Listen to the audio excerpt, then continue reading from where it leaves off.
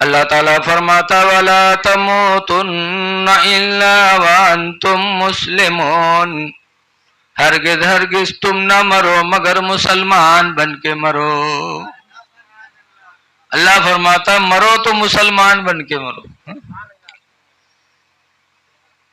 اب آج لوگ کیسے مرتے؟ 30ویں پارے میں اللہ تعالیٰ نے قسم کھائی ہے وَالتِّينِ وَالزَّيْتُونِ وَطُورِ سِينِينَ وَهَذَا الْبَلَدِ الْأَمِينَ، قسم ہے زیتون کی، قسم ہے انجیر کی، قسم ہے طور سینا پہاڑ کی، قسم ہے امن والے شہر کی۔ امن والا شہر کون ہے؟ مکہ۔ 4 چیزوں کی قسم کھا کے اللہ نے فرمایا لَقَدْ خَلَقْنَا الْإِنسَانَ فِي أَحْسَنِ تَقْوِيمٍ، یقیناً انسان کو ہم نے سب سے اچھی صورت میں بنایا ہے۔ سب سے اچھی صورت میں اللہ نے انسان کو بنایا ہے۔ اسی لیے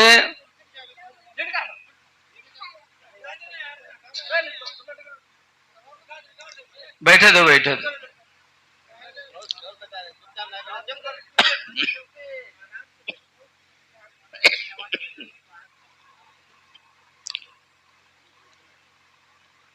اللہ نے انسان کو سب سے حسین صورت میں بنایا، اسی لیے مسئلہ ہے کہ کسی کے چہرے پہ کوئی نہ مارے، اس لیے کہ اگر آپ نے چہرے پہ مارا تو گویا کہ اس چہرے کی آپ نے توہین کی، جس چہرے کو اللہ نے سب سے حسین بنایا ہے۔ طالب علم غلطی کرے تو استاد چہرے پہ نہ مارے، لڑکا غلطی کرے تو باپ چہرے پہ نہ مارے، بیوی غلطی کرے تو شوہر چہرے پہ نہ مارے۔ اسلام نے منع کیا کہ جس صورت کو اللہ تعالیٰ 4 چیزوں کی قسم کھا کے فرماتا ہے کہ میں نے سب سے اچھی صورت میں بنایا ہے، آپ اس چہرے کو مار رہے ہو تو گویا کہ اس چیز کی توہین کر رہے ہو۔ اللہ نے انسان بنایا۔ ایک بزرگ تھے تو دن بھر میں وہ 3 سجدہ، 5 نماز تو پڑھتے تھے، 5 نماز کے علاوہ 3 سجدہ وہ الگ سے شکر کا کیا کرتے تھے۔ پہلا سجدہ کہے کا؟ پہلا سجدہ اس شکر میں کرتے تھے کہ اللہ تیرا شکر ہے کہ تو نے مجھے انسان بنا دیا۔ انسان ہونا بھی اللہ کا احسان ہے کہ نہیں؟ بولو۔ اللہ تعالی ہم کو آپ کو چاہتا تو بندر بنا دیتا، بلی بنا دیتا، کتیا بنا دیتا، کوئی گھر سے روٹو چروئی تھی، کوئی گھر سے مارے جاتے، پوں چل رہی تھی، بولو۔ لیکن اللہ کا کتنا احسان ہے کہ بن مانگے اس نے ہم کو انسان بنا کے پیدا کر دیا۔ اور دوسرا سجدہ اس بات کا کرتے تھے کہ اللہ تیرا شکر ہے کہ تو نے انسان بنا کر مجھے مسلمان بنا دیا۔ مسلمان ہونا یہ بہت بڑی بات ہے، ہم لوگ سوچتے نہیں۔ معراج کی رات میں جب سدرہ پہ جبریل علیہ السلام نے حضور کا ساتھ چھوڑا تھا تو حضور نے پوچھا تھا جبریل کوئی آرزو ہے؟ کہا تھا ہاں اللہ کے رسول ایک آرزو ہے۔ کہا کیا؟ کہا کل قیامت کے دن جب آپ کی امت پل صراط کے اوپر سے گزرے تو اللہ مجھے اجازت دے دی کہ میں اپنے پروں کو آپ کی امت کے پیروں کے نیچے بچھا دوں اور آپ کی امت اس پل کے اس پر کے اوپر سے گزر جائے۔ اب سوچا تو یہ جبریل کے پر کتنا بڑا ہے، ایک پر کی لمبائی چوڑائی اتنی جیسے زمین اور آسمان کی دوری ہے، مشرق و ایک پر۔ اور جبریل کے کتنے پر ہیں؟ روایتوں میں لکھا کئی ہزار پر ہیں، 1000 نہیں کئی ہزار پر ہیں جبریل کے۔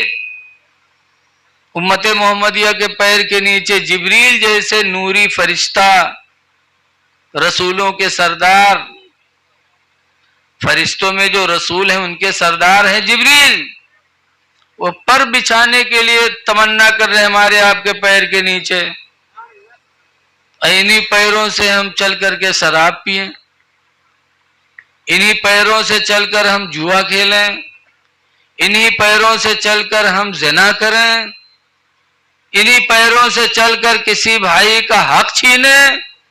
بتاؤ ہم سے بڑا بد نصیب کون ہوگا؟ اس پیر کی قدر کرنا چاہیے۔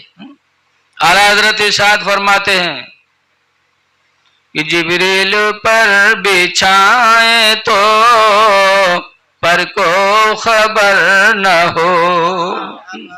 اعلیٰ حضرت پہلے فرماتے ہیں کہ پل سے اتارو راہ گزر کو خبر نہ ہو، اور جبریل پر بچھائے تو پر کو خبر نہ ہو، کانٹا میرے جگر سے غم روزگار کا یوں کھینچ لیجیے کہ جگر کو خبر نہ ہو۔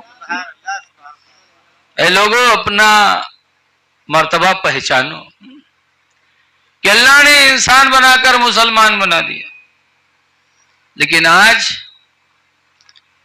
لوگ اپنا اسلام چھپاتے ہیں، سوچتے ہیں کہ کوئی جان نہ جائے کہ مسلمان ہو، اسی لیے بہت سے لوگ ہاتھ میں دھاگا باندھے رہا تھا، کاہے؟ تاکہ کوئی جان نہ پاوے کہ عبد الرحمان ہو کہ سیتا رام ہو، سب میں ملے رہو۔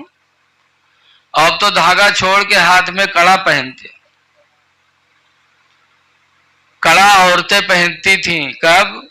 جب بیوہ ہو جاتی تھی، مرد مر جاتا تو چوڑی اتار دیتی، کڑا پہنتی تاکہ لوگ جانے عورت بیوہ ہے۔ اب آج کل کے نوجوان پتہ نہیں کاہے کڑا پہنے گھومت ہے، کو مر گیا ہے، ان کے بیوہ ہوئی گئے کہ راڑ ہوئی گئے ہیں، کاہے پہنے گھومت ہے؟ ان سے پوچھو، نہ پہنو۔ رسول اللہ صلی اللہ علیہ وسلم نے پوری امت میں ایک مرد کے لیے سونے کا کنگن جائز فرمایا ہے، سب کے لیے حرام، لیکن نبی کا اختیار دیکھو، سونے کا استعمال مرد کے لیے حرام ہے، 1 گرام بھی کوئی مرد سونا نہیں پہن سکتا، لیکن رسول اللہ نے ایک صحابی کے لیے سونے کا کنگن جائز فرمایا، وہ بھی کس کا کنگن؟ کسرا کا کنگن۔ اور کسرا کون تھا؟ نوشیروان کا پوتا تھا۔ حضور نے جب اس کے پاس عبداللہ جعفی کے ذریعے اسلام کی دعوت دی، خط بھیجا، حضور کا خط مدینے سے گیا، عبداللہ جعفی لے کے گئے اور کسرا کو دیا، اور کسرا نے جب پڑھا کہ حضور ایمان کی دعوت اس میں دے رہے ہیں تو غصے سے خط کو پھاڑ کے پھینک دیا۔ رسول اللہ کو خبر ملی تو سرکار فرماتے یمزق کل ممزق، ایک وقت آئے گا کہ کسرا خود ٹکڑا ٹکڑا کر دیا جائے گا۔ نبی کے منہ سے نکلی ہوئی بات کیا ہوا؟ اس کا ایک پوتا تھا کسرا کا، تو پوتے نے کسرا کی دولت پر قبضہ کرنے کے لیے کسرا کو قتل کر دیا، اور بڑا عیاش بھی تھا وہ، پوتے نے کسرا کو قتل کر دیا، کسرا بادشاہ کو، اور قتل کرنے کے بعد جب اس کی دولت پہ قابض ہوا تو ایک دوا دیکھی، تو اس پہ دیکھا تو اس نے سمجھا کہ یہ شاید مردانی طاقت کو بڑھانے والی دوا ہے، اور تھا حقیقت میں وہ زہر۔ تو عیاش تھا وہ، تو وہ مردانگی طاقت بڑھانے کے لیے اس کو کھایا اور پھر وہ بھی مر گیا۔ تو رسول کریم کے منہ سے نکلی ہوئی بددعا فوراً قبول ہو گئی۔ فرمایا تھا وہ پورا پورا ٹکڑا ہو جائے گا، تو خود اس کے پوتے ہی نے اس کو کاٹ کے بہا دیا۔ وہی کسرا کا کنگن رسول اللہ صلی اللہ علیہ وسلم نے فرمایا تھا کہ سراقہ کے ہاتھوں میں پہنائے جائیں گے۔ حضور کا خط گیا تھا ہرقل ملک روم کے بادشاہ کے پاس، تو ہرقل نے حضور کے خط مبارک کو ریشم کے کپڑے میں لپیٹ کر کے صندوق میں رکھ لیا تھا۔ لکھا ہے اس کے جب 3 نسلوں کے بعد جب ان کے نسلوں سے معلوم کیا گیا تو نکالا، کہا ہماری سلطنت جو سلامت ہے رسول کریم کے خط کی عزت کی بنیاد۔ تو پتا چلا کہ جن لوگوں نے نبی کی عزت کی وہ عزت پائے، اور جنہوں نے گری نگاہوں سے دیکھا وہ برباد ہو گئے۔ تو میں کہہ رہا تھا کہ سونے کا کوئی زیور کسی مرد کے لیے جائز نہیں، لہذا تانبا کھڑوا یہ سب حرام ہے۔ لیکن ہمارا جوان بہت بگڑتا جا رہا۔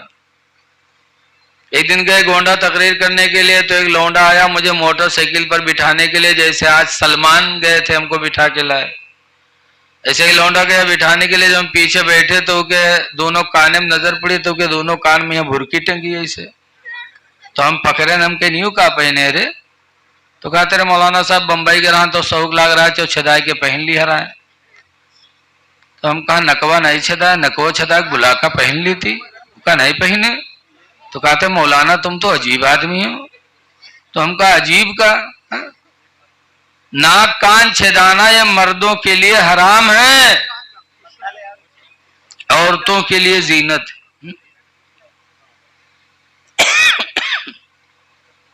عورتوں کے لیے زینت ہے، مردوں کے لیے حرام ہے۔ اے لوگوں مسلمان بن کے جیو۔ حضرت خالد ابن ولید رضی اللہ تعالیٰ عنہ ایک دن جا رہے تھے، ادھر سے ایک یہودی آیا، پوچھا آپ کون ہیں؟ تو خالد نے نام نہیں بتایا بلکہ کہا میں مسلمان ہوں۔ یہ صحابہ شان سے کہتے تھے کہ میں مسلمان ہوں۔ اس کے ہاتھ میں زہر تھا، یہودی کے ہاتھ میں، کہ اگر خالد سچے مسلمان ہو تو زہر کھا کے دکھاؤ، اگر تمہارا اسلام سچا ہوگا تو یہ زہر تم پر اثر نہیں کرے گا۔ ڈکروگ مسلمان ہو تو کہا ہاں ہم کا چوتیا بنا تھا زہر کھائی لی، بولو یا ہم بھی ہوتے تو کوئی تو ہو سکتا ہے۔ لیکن حضرت خالد ابن ولید فوراً کہتے ہیں لاؤ، لیا اور بسم اللہ پڑھ کے فوراً زہر کو حضرت خالد ابن ولید نے کھا لیا۔ وہ یہودی انتظار میں کھڑا رہا کافی دیر تک کہ اب زہر کا اثر ہو، اب زہر کا اثر ہو، لیکن کافی دیر تک کھڑا رہا۔ خالد کے اوپر اس زہر کا کوئی اثر نہیں ہوا تو یہودی پکار اٹھا، خدا کی قسم خالد مجھے یقین ہو گیا کہ تم بھی سچے ہو، تمہارا اسلام بھی سچا ہے۔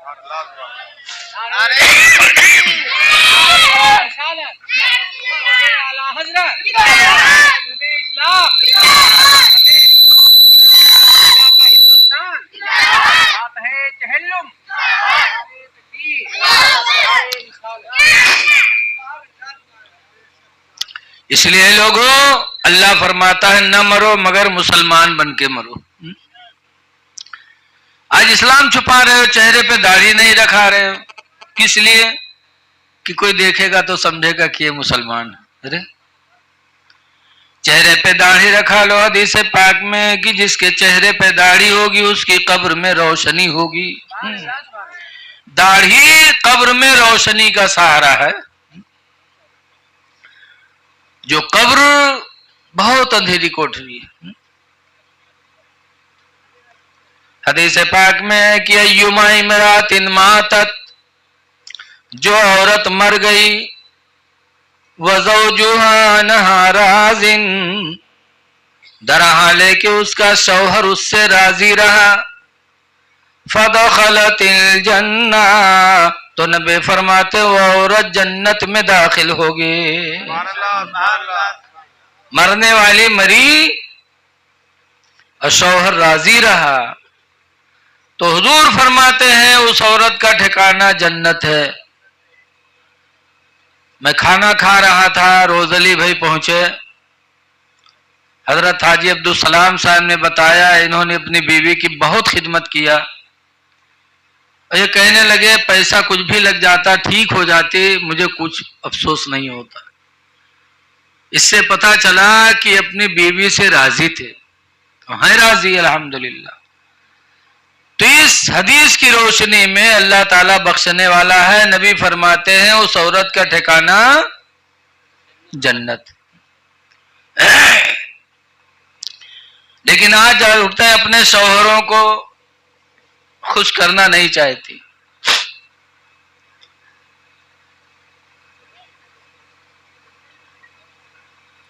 قرآن کریم کی آیت دیکھو، اللہ فرماتا وَلَا يُبْدِينَ زِينَتَهُنَّ، 18واں پارہ سورہ نور کی آیت ہے.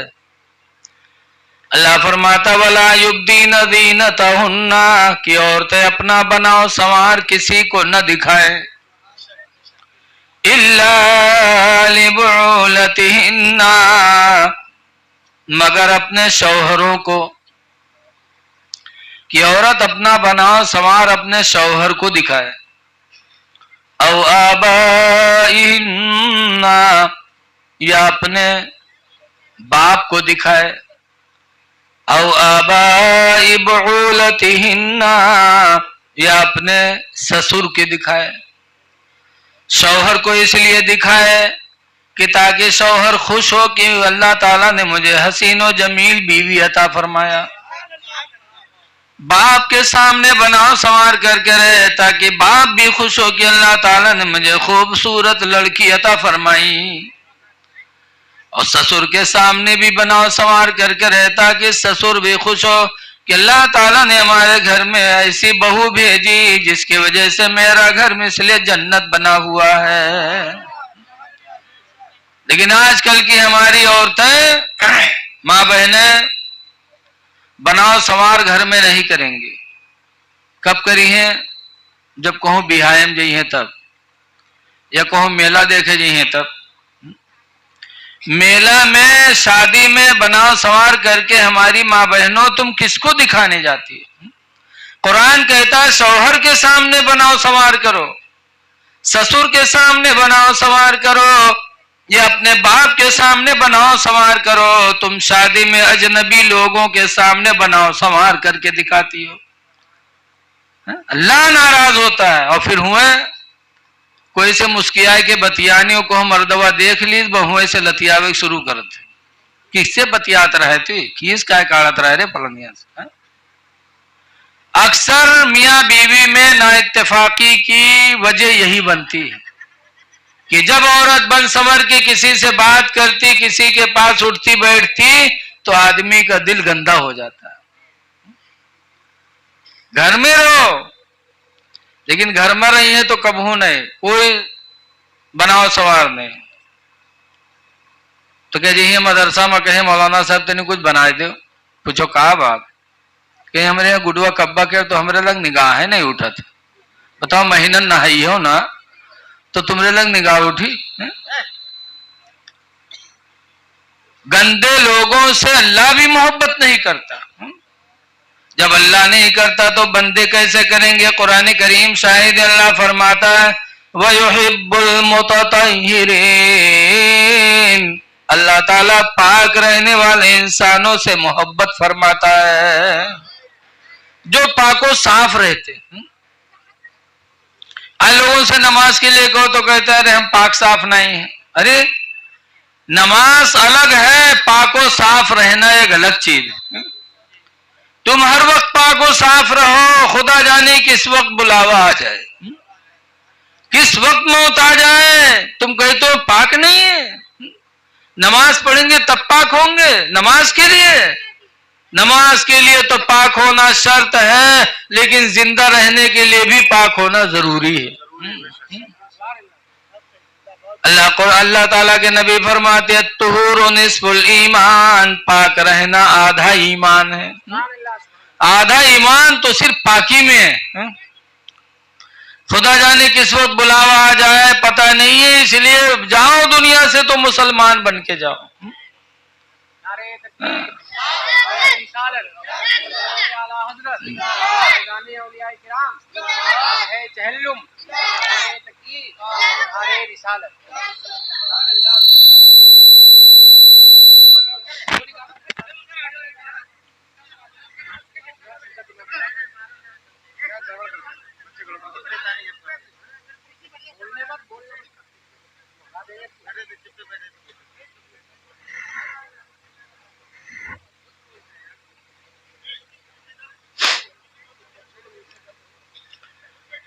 دیکھیے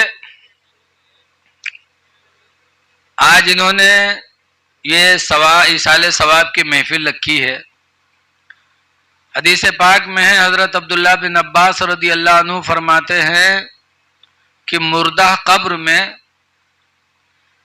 ایصال ثواب کرنے والے، دعا کرنے والے کا اس طرح انتظار کرتا ہے جیسے تم میں کوئی دریا میں ڈوب رہا ہو تو نکالنے والے کا انتظار کرتا ہو. بہت ضروری ہے. لیکن آج دعا کرتے کیسے ہیں، قبر پہ کیسے لوگ جاتے ہیں. ایک بادشاہ تھا، مر گیا تو اس کے لڑکے جب بادشاہ بنے تو انہوں نے سوچا کہ میرا باپ بادشاہ تھا، اتنی بڑی سلطنت چھوڑ کے گیا ہے، تو لا کوئی حافظ جی کا بلائے لے اور قبر پر بیٹھا دی، حافظ جی قرآن پڑھیں تاکہ ہمارا ابا بخش دیے جائیں. تو دنیا حافظ مولانا ڈھونڈے جاتے مدرسہ میں، وہ حافظ ڈھونڈے گوا شہر کے چوراہا پر جہاں لیبر لوگ سویرے ٹھاڑ ہوتے.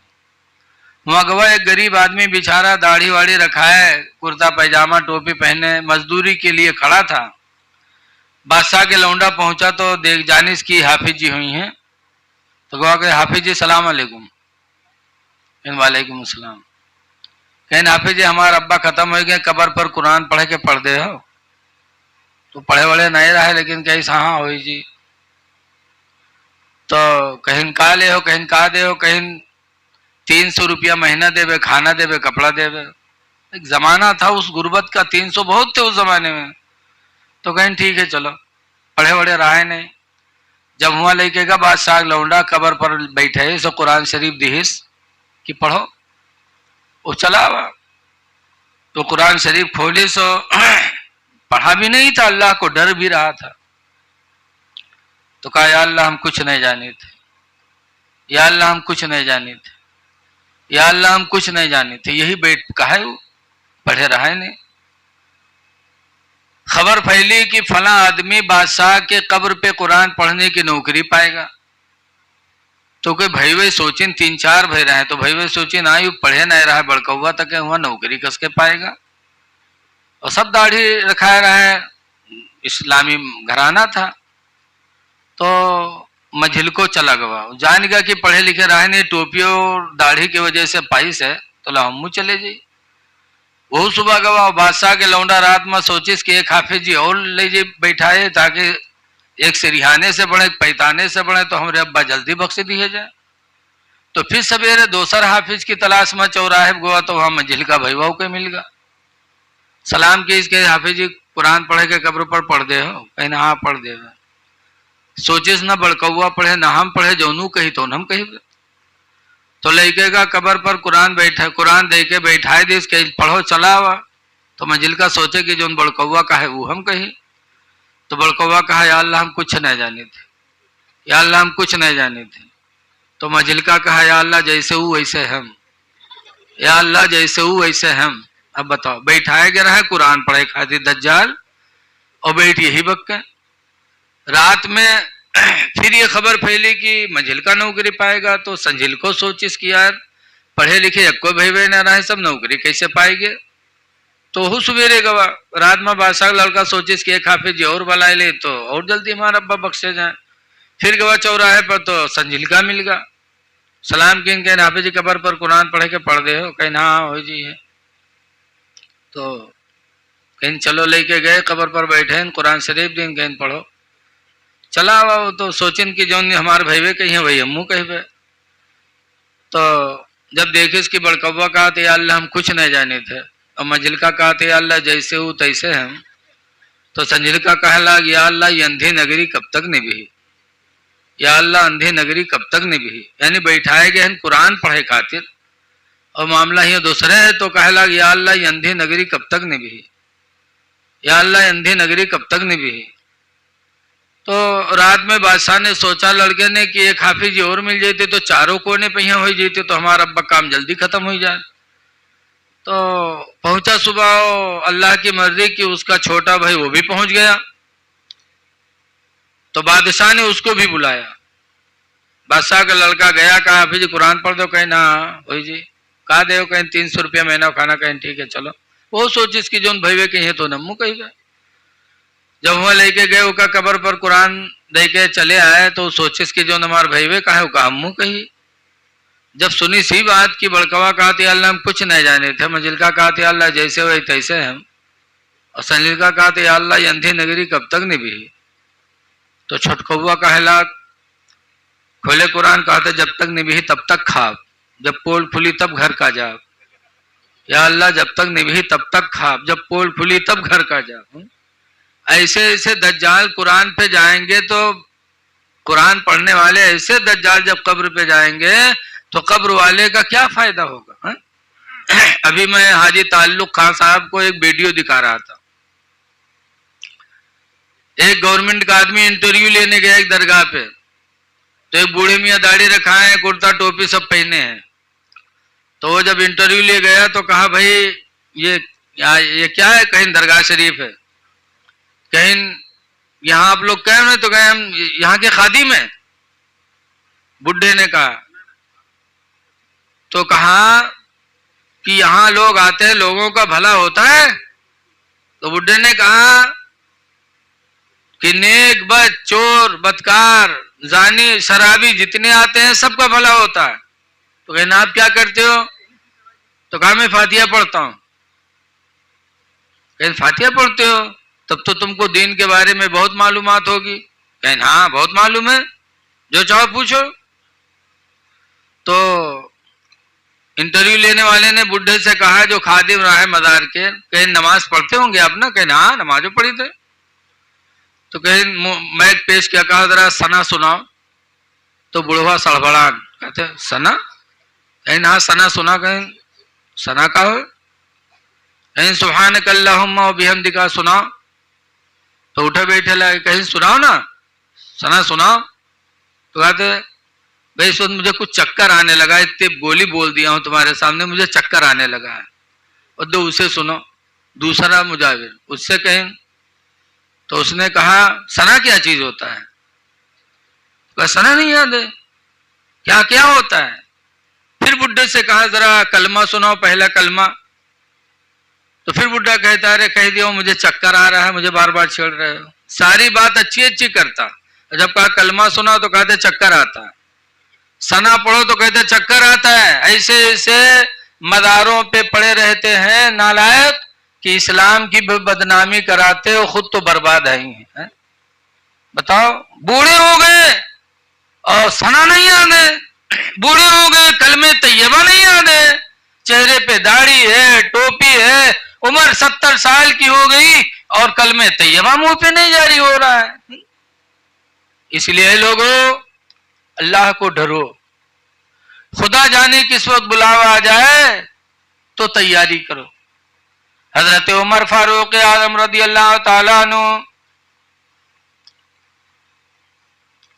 رویا کرتے تھے، رو رو کے کہا کرتے تھے یا اللہ تو مجھے انسان نہ بناتا، دنیا کا کوئی تنکا بنا دیتا تاکہ حساب قبر سے میں بچ جاتا، حساب قبر سے میں بچ جاتا۔ حضرت عمر جیسے لوگ قبر میں ڈر رہے کہ قبر میں حساب دینے سے بچ جاتا، الہی مجھے انسان نہ بناتا، دنیا کا کوئی تنکا بنا دیتا۔ جبکہ حضرت عمر رضی اللہ عنہ کی نیکیاں کتنی ہیں آپ خود جانتے ہو کہ حضور نے فرمایا تھا آسمان میں جتنے تارے اتنے نیکیاں عمر کے پاس، پھر قبر سے بس ڈر رہے ہیں۔ اور آج ہمارے اعمال کتنے برے ہیں اور پھر بھی ہمیں موت یاد نہیں آتی، قبر یاد نہیں آتی۔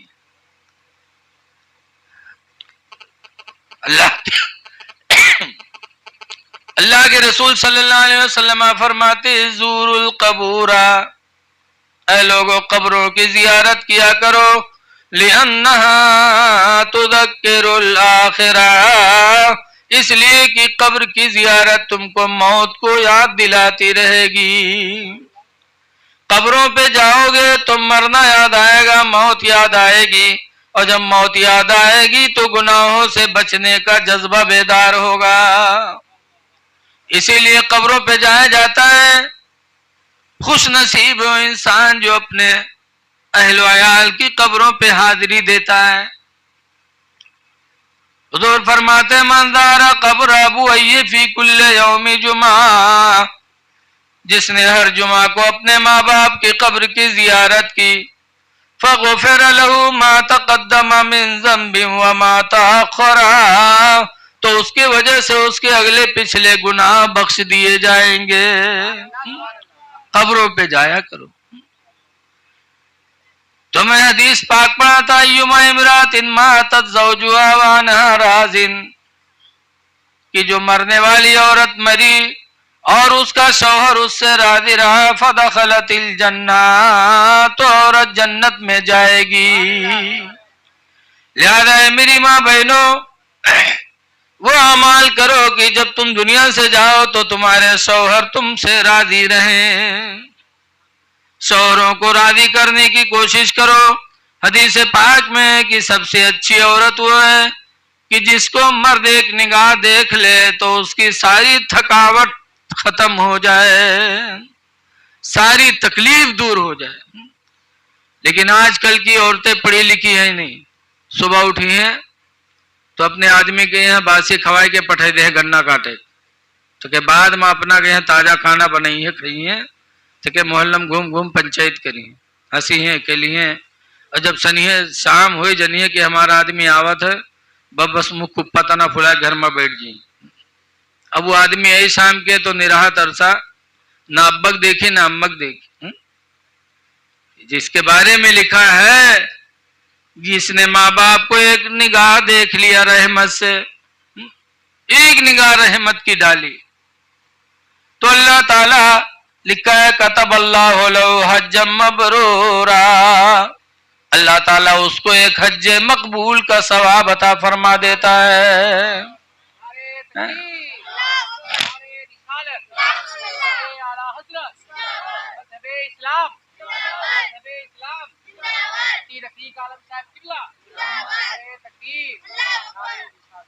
لیکن ماں باپ کو نہیں دیکھیں گے، بھائی بہن کو نہیں دیکھیں گے، فوراً آنے کے بعد بیوی کو تلاش کریں گے، گڈو کمی کہاں ہے؟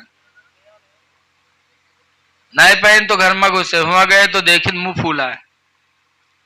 اب بیچارہ چوپ چاپ کھڑا کیا کرے، بڑی ہمت کر کے ہاتھ بھی لگا کے کہا بات گڈو کمی کہا ہے گسان میں بڑی زور سے جھٹکتی ہے، لیکن پھر بھی جوان کو غصہ نہیں آتا، کہتا ہے گڈو کمی کہا کہا بات ہے، تو کہیں سن یا تو اپنے بھائی وگ لے کے رو ہم کا لے کے رو، تو بھائی ہم کا گالی دی سے لاؤ لاٹھی دے دیا۔ اب آج کا نوجوان اپنی بیوی کے چکر میں آ کر کے اپنے بھائی پہ لاٹھی اٹھاتا ہے۔ اے اپنے بھائیوں پہ لاٹھی چلانے والوں، اے اپنے بھائیوں کا حق مارنے والوں، ذرا قرآن کی آیت دیکھو، اللہ فرماتا ہے سَنَشُدُّ عَضُدَكَ بِأَخِيكَ، اے میرے بندے میں نے تیرے بازوؤں کو تیرے بھائی سے مضبوط بنایا ہے۔ سَنَشُدُّ عَضُدَكَ بِأَخِيكَ، ہم نے تیرے بازو کو مضبوط کیا تیرے بھائی کے ذریعے، کہ ہم نے تیرا بھائی پیدا کر دیا ہے تاکہ تیرا بازو مضبوط ہو جائے۔ اسی لیے حضرت موسیٰ علیہ السلام کے زمانے میں جب فرعون نے خدائی کا دعویٰ کیا تھا تو اللہ تعالیٰ نے حضرت ہارون اور موسیٰ دونوں کو کہا تھا کہ موسیٰ ڈرو نہ، اپنے بھائی ہارون کو بلا لو، ہارون کو پیدا کر کے موسیٰ تمہارے بازو کو ہم نے طاقت دے دی ہے، دونوں بھائی جاؤ فرعون کے دربار میں میری خدائی کا اعلان کرو۔ موسیٰ علیہ السلام اپنے بھائی ہارون کو لے کر کے گئے تو فرعون کے دربار میں اللہ کی وحدانیت کا پیغام سنایا تھا۔ تو قرآن کہتا ہے کہ بھائی اللہ نے اس لیے پیدا کیا تاکہ تمہارا بازو مضبوط رہے، اور تم بھائی پہ لاٹھی چلاؤ، بھائی کا حق مارو۔ اللہ کے نبی فرماتے ہیں کہ بڑا بھائی چھوٹے بھائی کے لیے مثل باپ کے ہے. لکھا حق کبیرۃ الاخوۃ علی الصغیر کہ بڑے بھائی کا درجہ چھوٹے بھائی پر ویسے جیسے باپ کا درجہ اولاد پر ہوتا ہے. تو بڑے بھائی کو چاہیے کہ چھوٹے بھائیوں پہ باپ کی طرح رحم کرے اور چھوٹے بھائیوں کو چاہیے کہ بڑے بھائیوں کا ویسے احترام کریں جیسے اپنے باپ کا احترام انسان کرتا ہے. لیکن آج افسوس ہے کہ بیوی کے چکر میں آ کر کے انسان اپنے بھائی پر ہاتھ اٹھاتا ہے, بھائی کا حق مان لیتا بیوی کے چکر میں آ کر کے. اللہ کے نبی فرماتے لا یؤمن احدکم تم میں کا کوئی مومن نہیں ہوگا حتی یحب لاخیہ ما یحب لنفسہ, یہاں تک کہ اپنے لیے وہی پسند کرے جو اپنے بھائی کے لیے پسند کرے. جو اپنے لیے پسند کرو وہی اپنے بھائی کے لیے, تب تو ایمان مکمل ہے, ورنہ ایمان کامل ہی نہیں ہے.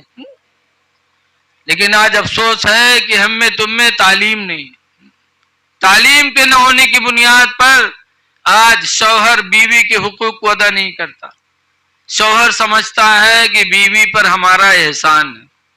ہم لوگ سمجھتے ہیں کہ کما کے کھلاتے ہیں تو ہمارا احسان ہے. رے بیوی ایک خوراک کھانا ہی تو کھاتی ہے, کپڑا لیتی ایک جوڑا. جتنا کام بیوی گھر میں کرتی اتنا کام کرنے کے لیے کوئی نوکرانی لاؤ تو نہ تم کو ٹائم پر کھانا دے پائے گی نہ تمہارے کپڑے دھلے گی. اتنا کوئی نوکرانی رکھ کر کے دیکھو.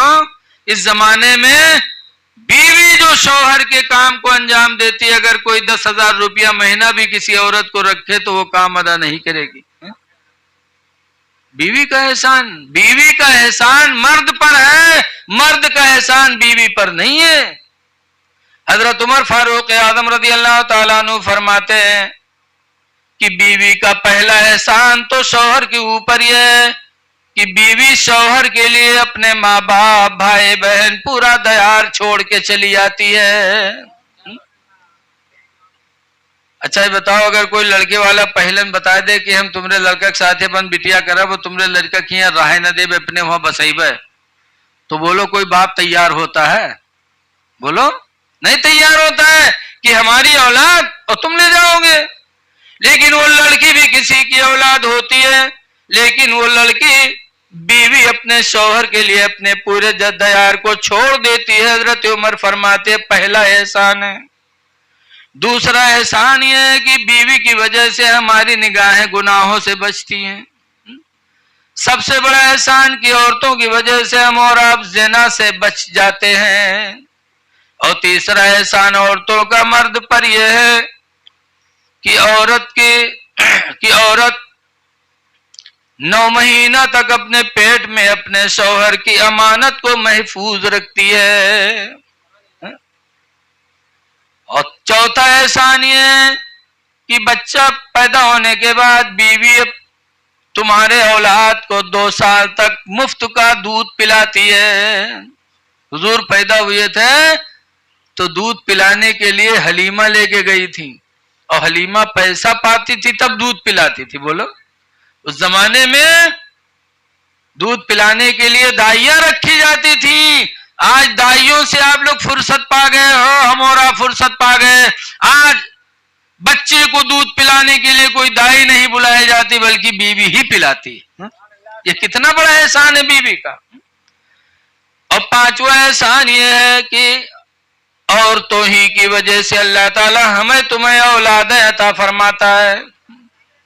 اسی لیے تو حضور صلی اللہ علیہ وسلم کی بیوی حضرت خدیجہ کا جب انتقال ہوا اور حضور نے شادی کی حضرت عائشہ سے, حضرت عائشہ حضور کے بستر پہ رہتی تھیں اور حضور کروٹ بدلتے تھے تو ہر کروٹ میں کہتے تھے ہائے میری خدیجہ, ہائے میری خدیجہ.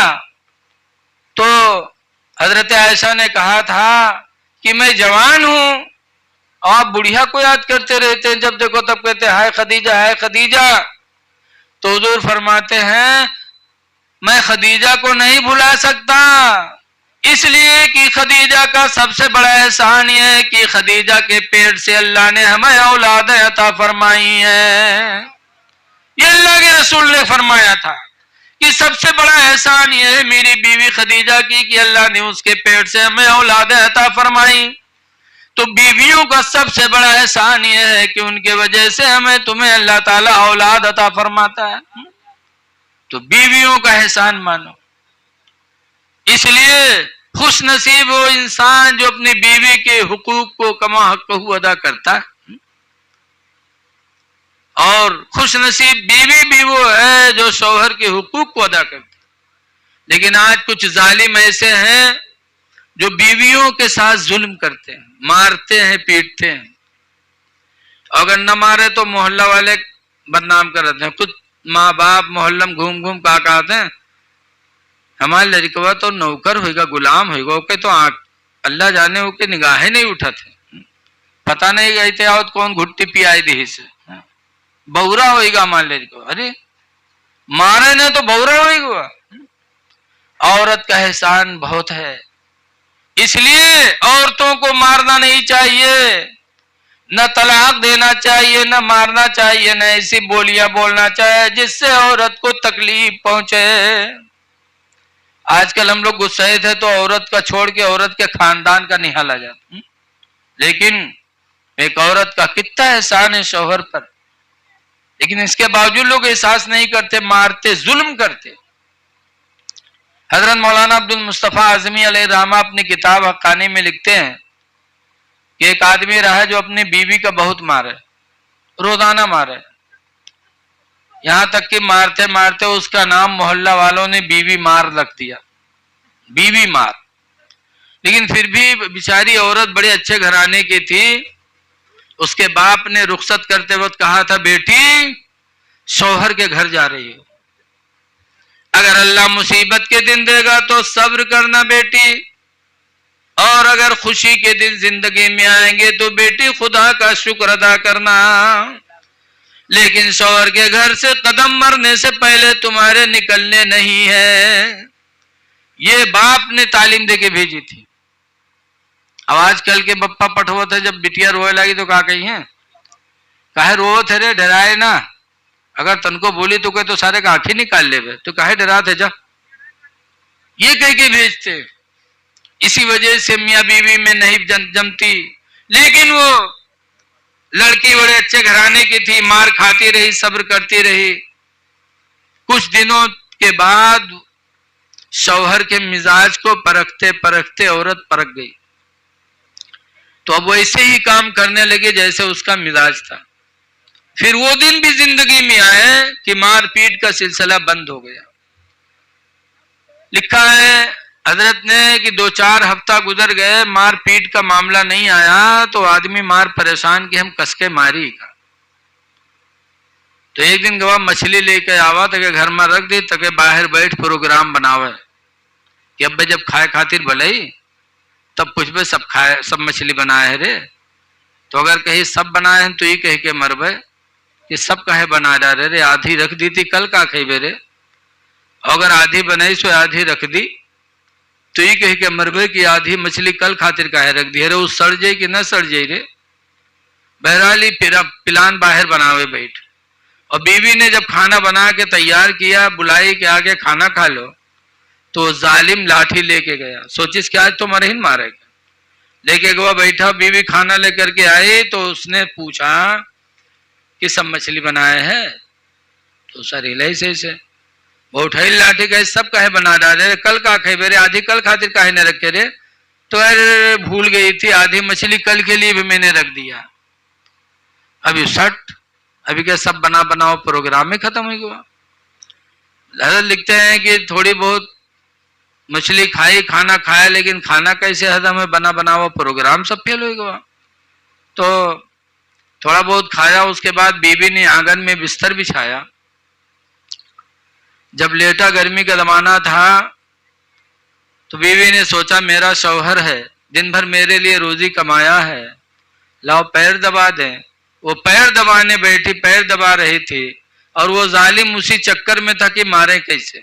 اتفاق سے اس کو آسمان پر ایک ہلکی سی لکیر نظر آئی تو عورتیا سے کہا تھا یہ لکیر کا سو رہا آسمان میں تو دیکھے تو کہے سو فرشتن کے سڑک ہوئے تو کہے فرشتن کے سڑک ہوئے وہ اٹھائی لاٹھی کہے سارے تو فرشتن کے سڑک کے نیچے ہمارے کھٹیا ڈالے ہیں اگر ان کے موٹر کو پھسلی تو ہم بچب کی مرب رے دشمن وہ اٹھائی لاٹھی پیٹ کے بہائے دیس۔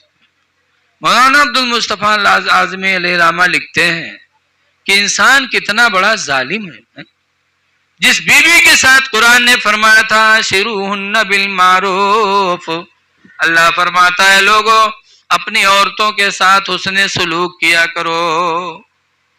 تو زندگی میں انسان بیوی کے حقوق کو ادا کرے اور مرنے کے بعد اس کے لیے دعائیں مغفرت کرے، اور لکھا ہے کہ اس کی سہیلیوں کے ساتھ بھی اچھا برتاوا کرے۔ حضور کی بیوی حضرت خدیجہ کا جب انتقال ہوا تو حضور کے گھر میں کچھ بنتا تھا تو خدیجہ کی سہیلیاں جو مدینہ منورہ میں تھیں ان کے یہاں حضور گھر کا پکا ہوا کھانا بھیجا کرتے تھے، کہتے تھے اس گھر میں میری خدیجہ کی سہیلی ہے، وہاں میری خدیجہ کی سہیلی ہے۔ اللہ کے رسول ان عورتوں کے ساتھ بھی حسن سلوک فرماتے تھے۔ پتہ چلا کہ ایک عورت جب تک دنیا میں زندہ رہے اس کے حقوق کی ادائیگی کرنی چاہیے اور مرنے کے بعد اس کے متعلقین سے اچھا رشتہ رکھنا چاہیے۔ لیکن آج دیکھا جاتا ہے کہ اگر بیوی کا انتقال ہو گیا تو پھر سسرال سے آدمی تعلق ختم کر دیتا، حالانکہ ایسا نہیں چاہیے۔ حقوق کو پہچانو، حقوق اللہ حقوق العباد دونوں کو ادا کرنے کی کوشش کرو۔ قبر بڑی کٹھن جگہ ہے، نمازیں پڑھو۔ آج ہم اور آپ میں روزی کا اہتمام نہیں رہتا۔ بہت پہلے میں گیا تھا کانپور جولائی میں ایک جلسے میں، جیسے میں تقریر کے لیے بیٹھا ویسے ایک پترکار آ گئے، انہوں نے کہا مولانا ایک بات بتائیے پھر تقریر کریے۔ ہم نے کہا بولو۔ انہوں نے کہا آج سے 30 سال پہلے جلسے کم ہوتے تھے، مدرسے کم تھے، مولانا بھی کم تھے، تب اتنی برائیاں لوگوں میں نہیں تھیں۔ آج مدرسے بھی بہت ہو گئے، علماء بھی بہت پیدا ہو گئے، جلسے بھی بہت ہوتے ہیں اور برائیاں بڑھتی چلی جا رہی ہیں۔ برائیوں کو گھٹنا چاہیے لیکن بجائے گھٹنے کی برائیاں بڑھتی جا رہی ہیں۔ اس کی وجہ بتا دیجئے پھر تقریر کریے، ایسا کیوں؟ تو ہم نے کہا اللہ کے رسول صلی اللہ علیہ وسلم نے کوئی چیز چھوڑا نہیں ہے، سب کچھ میرے نبی نے بیان فرما دیا۔ اس کی وجہ کیا ہے؟ حدیث پاک ہے انس قال قال رسول اللہ صلی اللہ علیہ وسلم، حضرت انس سے روایت فرماتے اللہ کے رسول نے ارشاد فرمایا لا یبال المرء، نہیں فرمایا یاتی علی الناس زمان، میری امت پر ایک زمانہ ایسا آئے گا کہ لا یبال المرء، کہ انسان سوچے گا نہیں، ما اخذ منہ، جس چیز کو ہاتھ میں لے گا، کہاں نہیں سوچے گا، امن الحلال امن الحرام، کہ جو میں نے لیا ہے یہ میرے لیے حرام ہے یا میرے لیے حلال ہے۔ حلال و حرام جب نہیں سوچے گا ایک زمانہ ایسا آئے گا تو لوگوں کے دلوں سے خوف خدا نکل جائے گا، نور ایمان چلا جائے گا۔ جب حلال و حرام کا فرق ختم تو نور ایمان ختم، خدا کا ڈر ختم، تو پھر نہ تقریر سمجھ میں آئے گی، نہ نماز کی طرف دل مائل ہوگا۔ آج حالات وہی ہیں، آج ہماری آپ کی روزیاں صاف ستھرا نہیں رہ گئی۔ آج ہم نے حلال و حرام کا فرق ختم کر دیا۔ کس کا حق ہم مار رہے ہیں؟ ہم سود کھا رہے ہیں یا ہم جوا کا پیسہ کھا رہے ہیں؟ یہ ہمارے لیے جائز ہے کہ نہیں جائز ہے؟ آج لوگوں نے اس چیز کو چھوڑ دیا تو نور ایمان دل سے نکل گیا، پھر ہم گناہوں میں ڈوبے اور ہمارا احساس مردہ ہو گیا۔ اے لوگوں، روزی صاف ستھرا کھاؤ، جب تک ہماری روزی صاف نہیں ہوگی نہ ہمارے روزے قبول ہوں گے، نہ ہمارا حج قبول ہوگا، نہ ہماری نمازیں قبول ہوں گی۔ کسی کا حق نہ مارو، سود نہ لو، نہ دو نہ لو۔ صاف صاف اللہ تعالیٰ نے قرآن کریم میں فرما دیا، احل اللہ البیع، اللہ نے تجارت کو تو حلال فرما دیا، وحرم البیع وحرم الربا، اور اللہ تعالیٰ نے سود کو حرام فرما دیا۔ اس میں کوئی تعویل کی گنجائش نہیں ہے، صراحت کے ساتھ قرآن میں سود کی حرمت اللہ تعالیٰ نے بیان فرمایا ہے۔ تو اے لوگوں، اپنی روزیاں صاف ستھرا کرو۔ آج طرح طرح سے لوگ پیسہ کمانے کی کوشش کرتے، بہت سے لوگ دودھ بیچتے ہیں تو دودھ میں گڑبڑی۔ کیا دودھ میں پانی بیچ کر اسلام نے جائز قرار دیا ہے؟ آپ خالص دودھ بیچو اور ریٹ زیادہ لو، بتا کے دو کہ ہم خالص دودھ بیچیں گے، اتنی روپیہ لیٹر لیں گے، لیکن دودھ میں پانی ملا کر بیچنا نہ نبی کے زمانے میں جائز تھا نہ آج جائز۔ حضرت عمر رضی اللہ تعالیٰ عنہ کی خلافت کا زمانہ تھا۔ حضرت عمر رضی اللہ تعالیٰ عنہ ایسے بادشاہ تھے کہ جب لوگ سو جاتے تھے تو حضرت عمر تنہا نکلتے تھے اور بستیوں میں گھوما کرتے تھے کہ دیکھے کوئی غلط تو نہیں کر رہا ہے۔ ایک مرتبہ حضرت عمر جا رہے تھے تو ایک گلی سے گزرے تو ایک گھر میں لڑکی اور ماں، یعنی ماں بیٹی دونوں جھگڑا کر رہی تھی۔ ماں کہہ رہی تھی دودھ میں پانی ملا دو، اس گھر میں دودھ بکتا تھا، اور لڑکی کہہ رہی تھی ماں امیر المومنین نے حرام فرمایا ہے، منع فرمایا کہ دودھ میں پانی ملا کر بیچنا جائز نہیں ہے۔ تو ماں نے کہا امیر المومنین کہیں بیٹھے دیکھ رہے ہیں، ملا پانی۔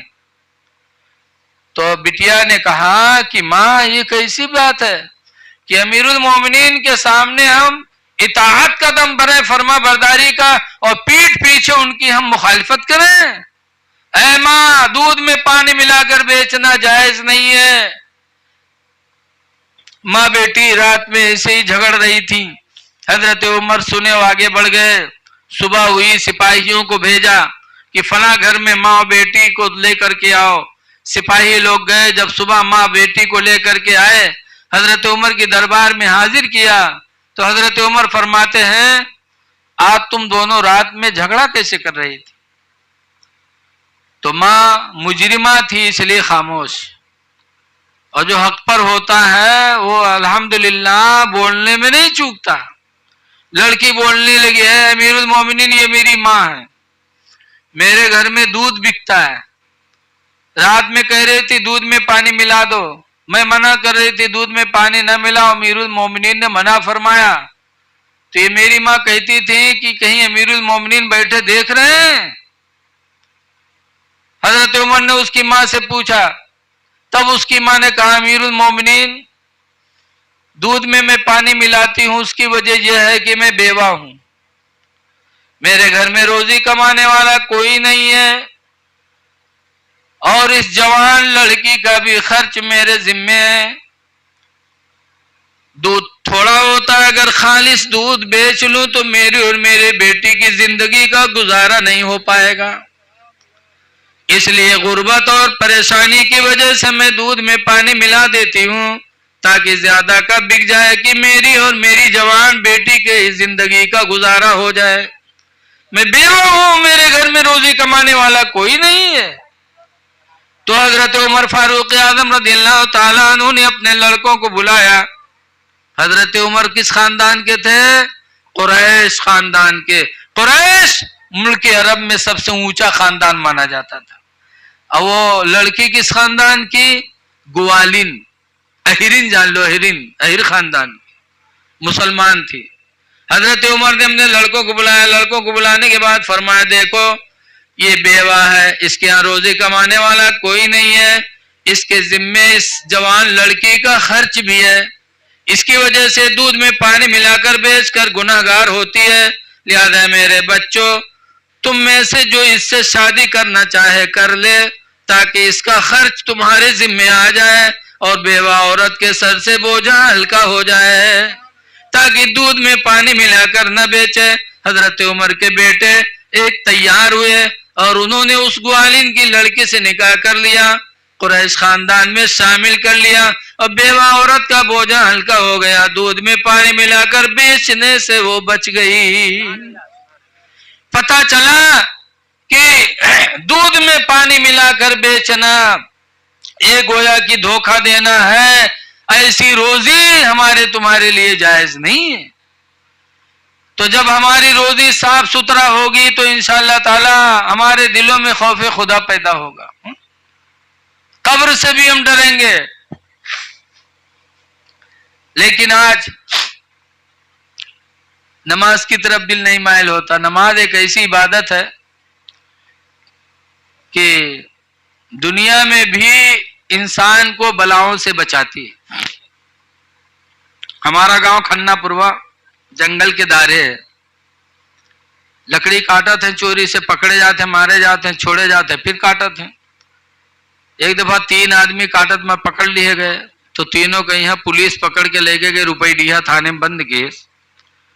اور دروگا جی جب آئے پٹا اٹھائے نو مارے چلے تو تینوں میں سے ایک بہت ہوشیار رہا ہے، جھٹ سے رومال بچھائے کہ نیت باندھ دیس اور دوئی ٹھور بیٹھے رہی گئے۔ تو دونوں کہیں دروگا جی مارین ماروار کے جب اکے لنگ بڑھے وہ پھر نیت باندھ لیس تو دروگا جی باہر سے لوٹی آئے، پھر دونوں پر جٹ گئے۔ دونوں کا ماروار کے جب اکے لنگ متوجہ ہو تو اکے نیتیں نہیں ٹوٹے، سلام پھیرے کہ پھر باندھے ٹھاڑ۔ گھنٹہن گزر گا تھانے مار پیٹ اکے نماز نہیں ختم ہے، تب تک کہ گاؤں سے روپیہ بٹور کے پہنچ گیا۔ دروگا جی روپیہ پائے گئے تو چھوڑ دیں۔ جب تینوں چھٹ کے آئے گاؤں میں یہاں تو جو دوئی ٹھورے مارے گئے وہ کا بہت گریا ہوئے، کہیں سار اللہ جانے کہاں نمازی ہوئی گا رہا، ایک تو گھنٹہن نمازیں نہیں ختم ہے، تھوڑی دیر ایکا مرتے تب تک تو ہم لوگ سہتا لی تھے، لیکن اللہ جانے کون نیت باندھے رہا ہے کہ تو اللہ جانے کتی نمازی پڑھ ڈائری تھا۔ تو اس نے نماز پڑھی تھی خدا کو راضی کرنے کے لیے نہیں، دروگا جی سے بچنے کے لیے، تو مقصد میں کامیاب ہو گیا۔ اگر سچی نماز پڑھا ہوتا تو دروگا جی کے ڈر سے تو بچا ہی تھا، مار سے بچا تھا، آخرت میں جہنم سے بچ جاتا۔ اے لوگوں یاد رکھو بغیر ہم نماز کے خدا کو راضی نہیں کر سکتے۔ حدیث پاک میں کہ بین الکفر والایمان ترک الصلاۃ، حضور فرماتے ایمان اور کفر میں فرق کرنے والی نماز ہے۔ کہ کفر اور ایمان میں فرق کیا ہے؟ تو حضور نے فرمایا نماز ہے، جو نماز پڑھے وہ مومن، جو نماز چھوڑ دے اس نے گویا کہ کفر کیا۔ اسی لیے حضور نے فرمایا ترک الصلاۃ من ترک الصلاۃ متعمدا فقد کفر، جس نے جان بوجھ کر نماز چھوڑی اس نے کفر کیا۔ اے لوگوں نمازیں پڑھو، اپنے بچوں سے پڑھواؤ۔ نماز نہ پڑھو اور ہم کو ہم نبی کے راستے پہ صحابہ کے راستے پہ تو قطعاً ایسا کبھی نہیں ہو سکتا۔ ابھی ہمارے حضرت اشہد نے ایک نعت پڑھی تھی، اس میں ایک مصرع تھا کہ یہ بھول ہے کہ سجدے سے بچائیں گے تو نبی بچائیں گے، نبی کے نواسے بچائیں گے۔ نبی کے نواسے اور نبی کس کو بچائیں گے؟ سجدہ کرنے والے ہی کو بچائیں گے۔ نمازی بے نمازی کی شفاعت نبی کیسے کریں گے؟ جب حضور نے فرمایا ایک مرتبہ حدیث پاک میں کہ میرا دل چاہتا ہے کہ اذان کے بعد جب مسجد میں جماعت ہو تو میں بستیوں میں جا کر آگ لگا دوں، لیکن مجھے بوڑھے اور بچوں کا ڈر ہے۔ پتہ چلا کہ آدمی صحیح سلامت ہو کر کے مسجد میں نہ جائے تو اللہ کے رسول اسے جلانا پسند کرتے ہیں، تو اس کی شفاعت کہاں کریں گے؟ شفاعت تو اسے کریں گے جو نبی کی سنتوں کا عامل ہوگا۔ اس لیے لوگوں نمازیں پڑھو، تلاوت قرآن کرو اور اپنے ماں باپ کے قبروں کی حفاظت کرو۔ قبر پہ جانا ضروری، بہت سے لوگ ایسے ہیں جو اپنے ماں باپ کی قبر ہی کو نہیں پہچانتے، اس لیے کہ جب قبرستان میں ہم جائیں گے نہیں اس کی حفاظت کریں گے نہیں تو کیا ہمارے ماں باپ کی روحیں ہم سے خوش ہوں گی؟ قبرستانوں کی حفاظت ہمارا آپ کا سیوا ہے، کوئی دوسرا آئے گا بچانے کے لیے؟ مجھے پتا چلا ہے کہ قبرستان کی چہار دیواری کی تیاری آپ کے گاؤں میں ہو رہی ہے۔ اے میرے دینی بھائیوں، اپنے ماں باپ کے وفادار اولاد، جو اپنے ماں باپ کی وفادار اولاد ہوگی، اپنے ماں باپ کی قبر پر کسی گھوڑا گدھا کا کھڑا ہونا گوارا نہیں کرے گا۔ بولو، کوئی نہیں گوارا کرے گا۔